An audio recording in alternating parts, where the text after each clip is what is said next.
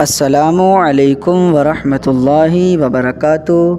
محترم ناظرین، آج ہم قرآن پاک کی بہت ہی بابرکت صورت یعنی سورہ محمد کے بارے میں جانتے ہیں کہ اس کے پڑھنے کے کیا کیا فائدے ہیں۔ پیارے دوستو، آپ خود اندازہ لگا لیجئے کہ جس سورت کا نام حضور صلی اللہ تعالی علیہ وسلم کے نام پاک سے منسوب ہو تو وہ سورت کتنی بابرکت ہوگی، کتنی فضیلت والی ہوگی۔ پیارے دوستو، آج کے اس وقت میں ہر انسان کسی نہ کسی پریشانی میں مبتلا ہے، گھرا ہوا ہے۔ ہر انسان چاہتا ہے کہ وہ ایک پرسکون زندگی گزارے۔ اللہ رب العزت اس کی زندگی سے تمام پریشانیوں کو دور فرما دے۔ بے شک اللہ رب العزت رزق دینے والا ہے، تمام چیزوں کو پالنے والا ہے، لیکن اللہ پاک نے اپنے پیارے حبیب صلی اللہ تعالی علیہ وسلم کو قرآن مجید ایسی پاک اور بابرکت کتاب عطا فرمائی کہ جس کے اندر تمام پریشانیوں کا حل موجود ہے۔ قرآن پاک کے اندر تمام روحانی و جسمانی بیماریوں کے لیے نسخہ شفا ہے۔ اگر آپ پریشان رہتے ہیں، آپ کے کاروبار میں بندش ہو گئی ہے، یا گھر بار کی لڑائی جھگڑوں سے پریشان ہیں، یا دیگر کوئی پریشانی میں مبتلا ہیں، تو آپ پریشان مت ہوئیے گا۔ ہم سورہ محمد کا ایسا لاجواب وظیفہ بتائیں گے، اگر آپ نے اس وظیفے پر عمل کر لیا تو انشاءاللہ آپ کو ضرور فائدہ حاصل ہوگا۔ پیارے دوستو، اگر کوئی شخص چاہتا ہو کہ لوگ اسے عزت کی نظر سے دیکھیں تو اس شخص کو چاہیے کہ وہ روزانہ سورہ محمد کو پڑھنے کی عادت بنا لے یا سننے کی عادت بنا لے۔ انشاءاللہ عز و جل اللہ پاک اسے بے شمار عزت سے نوازے گا۔ اگر کسی شخص کو اپنے کسی ایسے دشمن سے جان جانے کا خطرہ ہو یا کوئی اور نقصان پہنچنے کا خطرہ ہو تو ایسی صورت میں اسے چاہیے کہ چند روز تک رات کو سوتے وقت یا دن میں کسی بھی وقت ایک مرتبہ سورہ محمد کو سن لیا کرے یا پڑھ لیا کرے۔ انشاءاللہ عز و جل اللہ پاک اس بابرکت صورت کی برکت سے اسے تمام دشمنوں کے دشمنی سے محفوظ رکھے گا۔ آئیے دوستو، قرآن پاک کی بہت ہی بابرکت صورت یعنی سورہ محمد کو سن لیتے ہیں۔ اگر آپ ہمارے چینل پر نئے ہیں تو لازمی سبسکرائب کر دیجئے گا اور کمنٹ میں آمین لکھنا نہ بھولیے گا۔ اعوذ باللہ من الشیطان الرجیم، بسم اللہ الرحمن الرحیم۔ الذین کفروا وصدوا عن سبیل اللہ اضل اعمالہم والذین آمنوا وعملوا الصالحات وآمنوا بما نزل على محمد وهو الحق من ربهم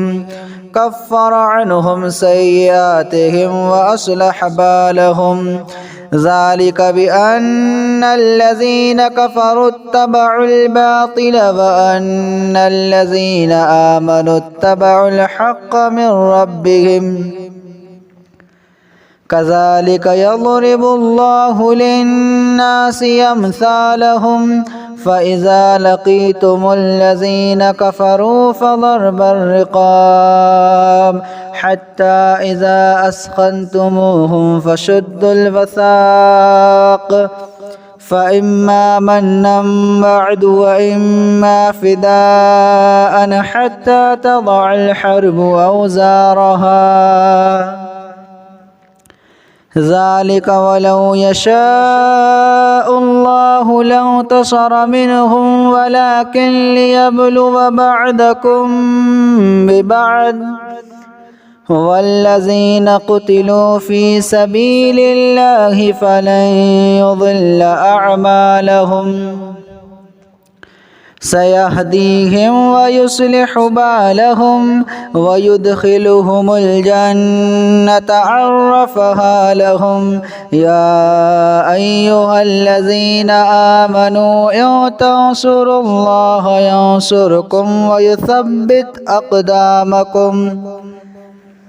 والذين كفروا فتعسا لهم وأضل أعمالهم والذين كفروا فتعسا لهم وأضل أعمالهم ذلك بأنهم كرهوا ما أنزل الله فأحبط أعمالهم أفلم يسيروا في الأرض فينظروا كيف كان عاقبة الذين من قبلهم دمر الله عليهم وللكافرين أمثالها ذلك بأن الله مولى الذين آمنوا وأن الكافرين لا مولى لهم إن الله يدخل الذين آمنوا وعملوا الصالحات جنات تجري من تحتها الأنهار والذين كفروا يتمتعون ويأكلون كما تأكل الأنعام والنار مثوى لهم وكأي من قرية هي أشد قوة من قريتك التي أخرجتك أهلكناهم فلا ناصر لهم أفمن كان على بينة من ربه كمن زين له سوء عمله واتبعوا أهواءهم مثل الجنة التي وعد المتقون فيها أنهار من ماء غير آسن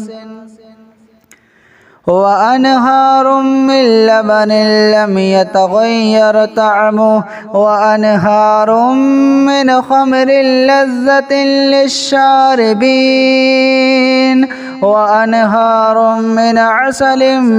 مصفى ولهم فيها من كل الثمرات ومغفرة من ربهم كمن هو خالد في النار وسقوا ماء حميما فقطع أمعاءهم ومنهم من يستمع إليك حتى إذا خرجوا من عندك قالوا للذين أوتوا العلم ماذا قال آنفا أولئك الذين طبع الله على قلوبهم واتبعوا أهواءهم والذين اهتدوا زادهم هدى وآتاهم تقواهم فهل ينظرون إلا الساعة أن تأتيهم بغتة فقد جاء أشراطها فأنى لهم إذا جاءتهم ذكراهم فاعلم أنه لا إله إلا الله واستغفر لذنبك وللمؤمنين والمؤمنات والله يعلم متقلبكم ومثواكم ويقول الذين آمنوا لولا نزل السورة فإذا أنزلت سورة محكمة وذكر فيها القتال رأيت الذين في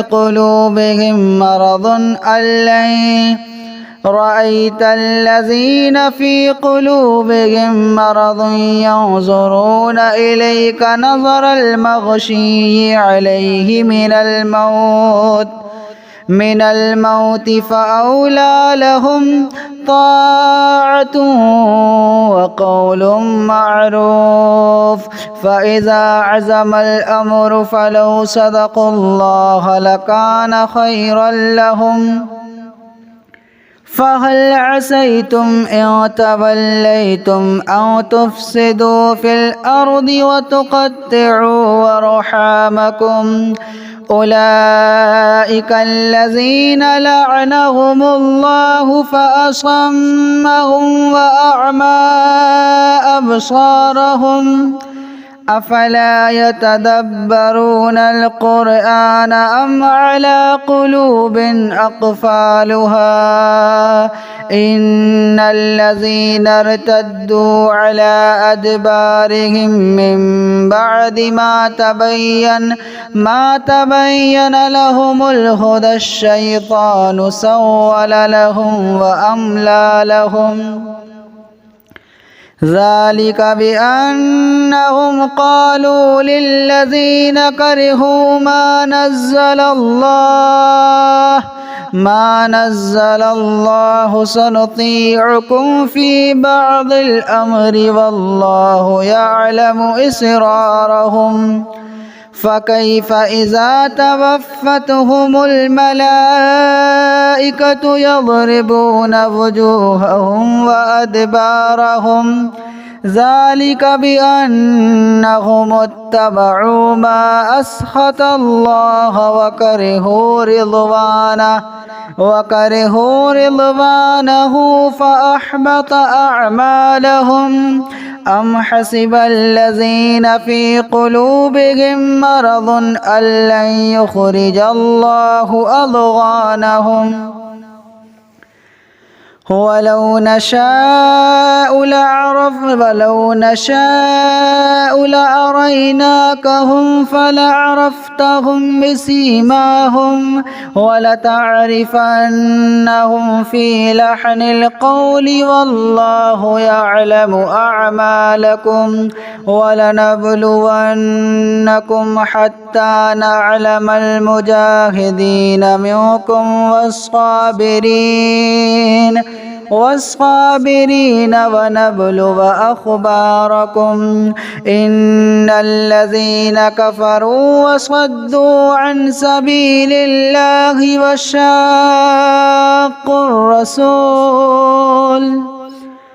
وشاقوا الرسول من بعد ما تبين لهم الهدى لن يضروا الله شيئا وسيحبط أعمالهم يا أيها الذين آمنوا أطيعوا الله وأطيعوا الرسول ولا تبطلوا أعمالكم إن الذين كفروا وصدوا عن سبيل الله ثم ماتوا وهم كفار فلن يغفر الله لهم فلا تهنوا وتدعوا إلى السلم وأنتم الأعلون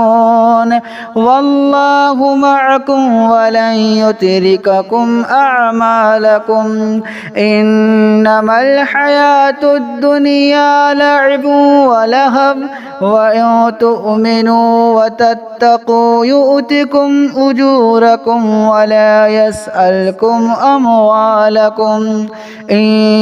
يسألكموها فيحفكم تبخلوا ويخرج أضغانكم ها أنتم هؤلاء تدعون لتنفقوا في سبيل الله فمنكم من يبخل ومن يبخل فإنما يبخل عن